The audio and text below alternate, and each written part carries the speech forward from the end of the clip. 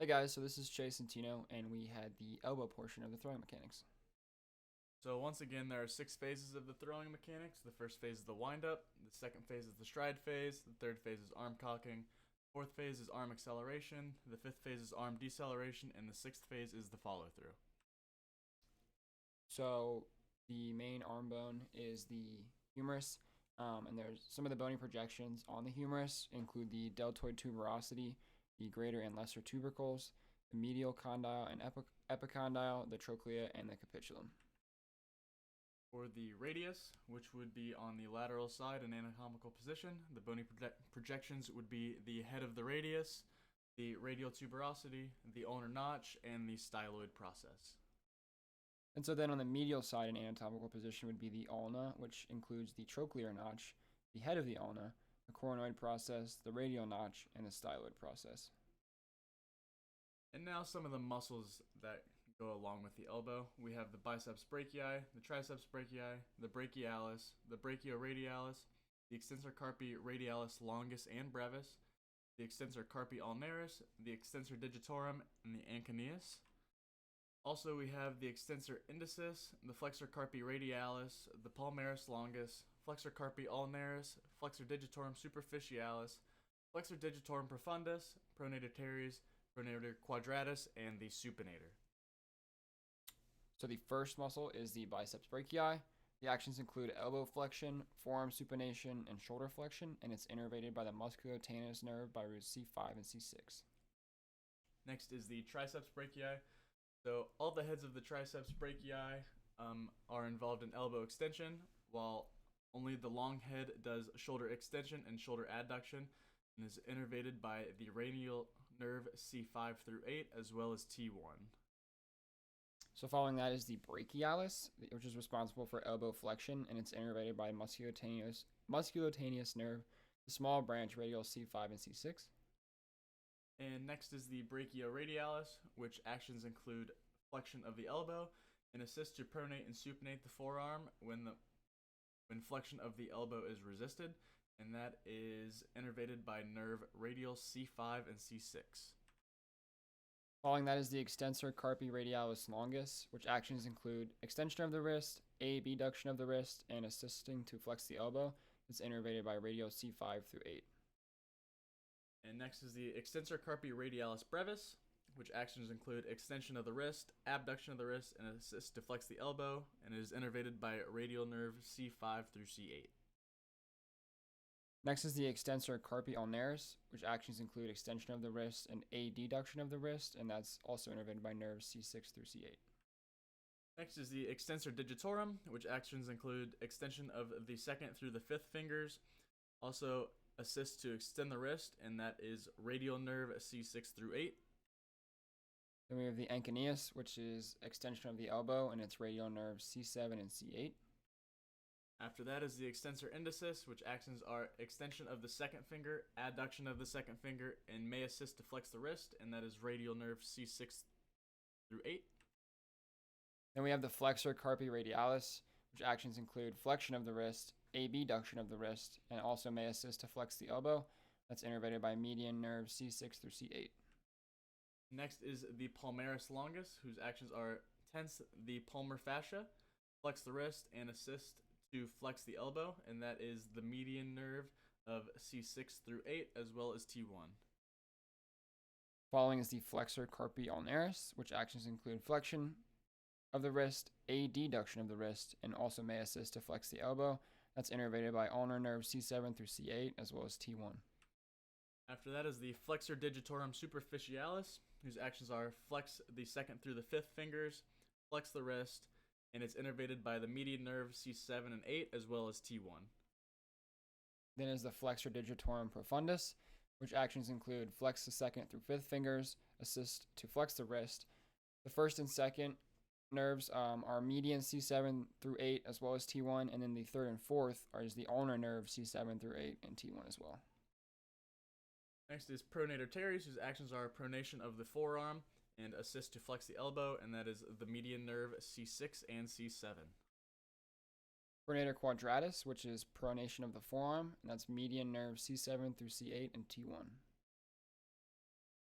And last is the supinator, which supinates the forearm and is innervated by radial nerve C5 through C7. So ligaments of the elbow include the radial collateral ligament, the ulnar collateral ligament, the annular ligament, and the quadrate ligament. So for the radial collateral ligament, it attaches at the lateral humerus inferior to the epicondyle and also below the annular ligament, and it inserts at the lateral and proximal margin of the ulna.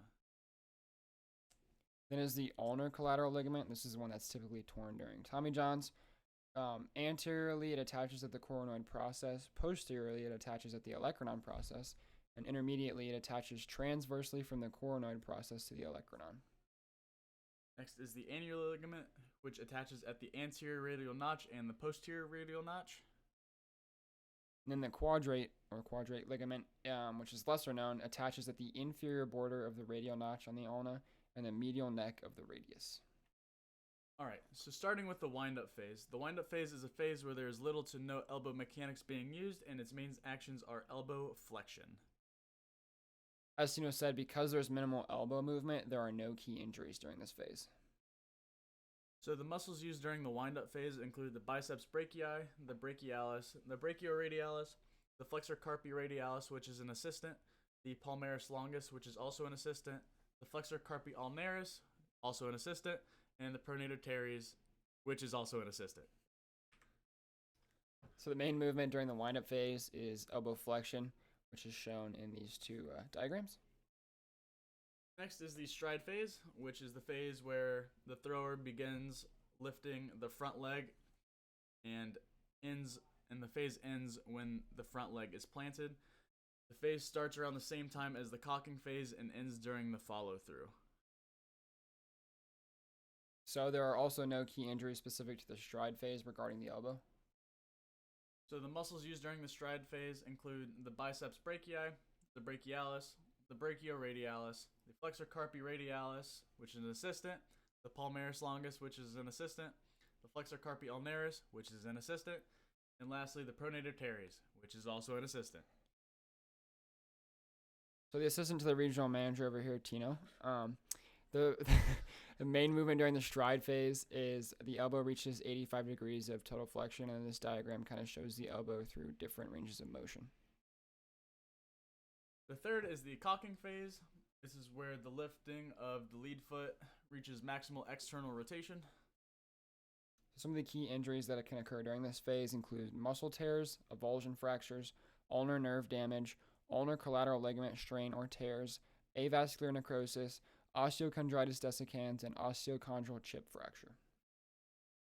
So the muscles used during the cocking phase are the Triceps Brachii, the Annular, the Extensor Carpi Radialis Longus and Brevis, the Extensor Carpi Ulnaris, the Extensor Digitorum, which is an assistant, the Extensor Indicis, which is also an assistant, the Flexor Carpi Radialis, the Flexor Carpi Ulnaris, and the Flexor Carpi Profundus.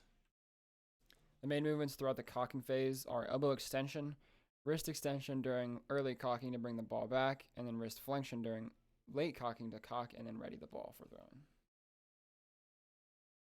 Next is the acceleration phase. This is the process of bringing the ball towards the plate or wherever you're throwing the ball and gaining maximum velocity for the throw.